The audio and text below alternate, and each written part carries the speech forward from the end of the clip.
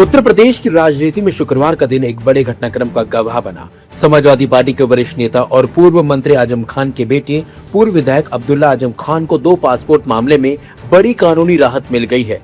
MP MLA session court ने निचली अदालत के उस फैसले को रद्द कर दिया जिसमें अब्दुल्ला आजम को दोषी ठहराते हुए 7 साल की सजा सुनाई गई थी। कोर्ट के इस फैसले के बाद समाजवादी पार्टी खेमे में राहत का माहौल है। हालांकि अब्दुल्ला आजम को तुरंत जेल से बाहर आने का फायदा नहीं मिलने वाला, क्योंकि दूसरे मामलों में वह अभी भी सजा याफ्ता है। लेकिन राजनीतिक नजरिए से देखें तो ये फैसला आजम खान परिवार के लिए बड़ी राहत माना जा रहा है। दरअसल ये मामला साल 2019 में बीजेपी नेता और रामपुर से विधायक आकाश सक्सेना की शिकायत पर दर्ज किया गया था। आरोप था कि अब्दुल्ला आजम ने अलग अलग जन्म तिथियों के आधार पर 2 पासपोर्ट बनवाए और उनका इस्तेमाल विभिन्न जगहों पर पहचान पत्र के रूप में किया। इस मामले में पुलिस ने जांच के बाद चार्जशीट दाखिल की और ट्रायल कोर्ट ने दिसंबर 2025 में अब्दुल्ला आजम को 7 साल की सजा सुनाई थी। लेकिन अब सेशन कोर्ट ने इस फैसले को पलटते हुए अब्दुल्ला आजम खान की अपील स्वीकार कर ली। अदालत ने न सिर्फ निचली अदालत का फैसला रद्द किया बल्कि विरोध पक्ष की सजा बढ़ाने की मांग भी खारिज कर दी। कोर्ट के इस फैसले को आजम परिवार की कानूनी लड़ाई में बड़ी जीत माना जा रहा है। इस फैसले का असर सिर्फ कोर्ट तक सीमित नहीं, इसके राजनीतिक मायने भी निकाले जा रहे हैं। पिछले कुछ सालों में आजम खान और उनके परिवार के खिलाफ कई मामलों में कार्रवाई हुई है। समाजवादी पार्टी लगातार आरोप लगाती रही है कि बीजेपी सरकार राजनीतिक विरोधियों को निशाना बना रही है। ऐसे में अब्दुल्ला आजम को मिली राहत को सपा अपने पक्ष में एक बड़े नैरेटिव के तौर पर पेश कर सकती है। रामपुर कभी आजम खान का मजबूत राजनीतिक गढ़ माना जाता था, लेकिन पिछले कुछ सालों में वहां बीजेपी ने लगातार अपनी पकड़ मजबूत की है। आजम खान, उनकी पत्नी तंजीन फातिमा और बेटे अब्दुल्ला आजम की विधायकी खत्म होने से लेकर कई मामलों में कार्रवाई था।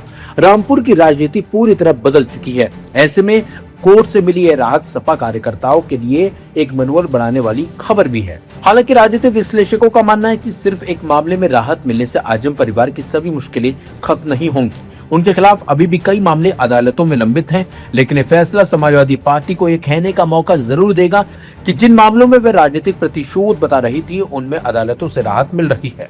यूपी विधानसभा चुनाव अभी दूर है, लेकिन प्रदेश की राजनीति में हर बड़ा कानूनी और राजनीतिक घटनाक्रम आने वाले चुनावी समीकरणों को प्रभावित कर सकता है। ऐसे में अब्दुल्ला आजम को मिली यह राहत सिर्फ एक कानूनी फैसला नहीं बल्कि उत्तर प्रदेश की राजनीति में एक नए संदेश और नई बहस की शुरुआत भी मानी जा रही है।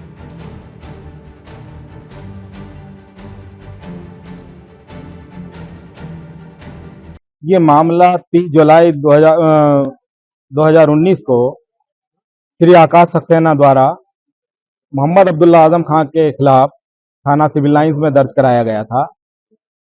इस मामले का ट्रायल विशेष magistrate MP MLA court Rampur में चला और उसमें 5/12/2025 को मोहम्मद अब्दुल्ला आजम खान को 7 साल की सजा का आदेश सुनाया गया था।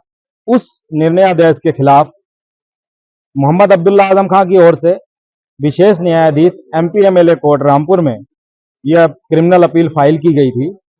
उस क्रिमिनल अपील को आज माननीय न्यायालय द्वारा स्वीकार किया गया है। नीचे की कोर्ट का फैसले को पलटा गया है और मोहम्मद अब्दुल्ला आजम खान को बरी किया गया है। नहीं, इसमें अकेले अब्दुल्ला आजम खान ही आरोपी थे और कोई आरोपी नहीं। क्या जेल से बाहर है? अभी जेल से बाहर नहीं आ पाएंगे क्योंकि अभी पैन कार्ड वाला मामला ऑनरेबल हाई कोर्ट से तय होना है। उसमें हाई कोर्ट से बेल लगेगी, क्रिमिनल रिवीजन फाइल होगा, उसके बाद ही बाहर आ पाएंगे।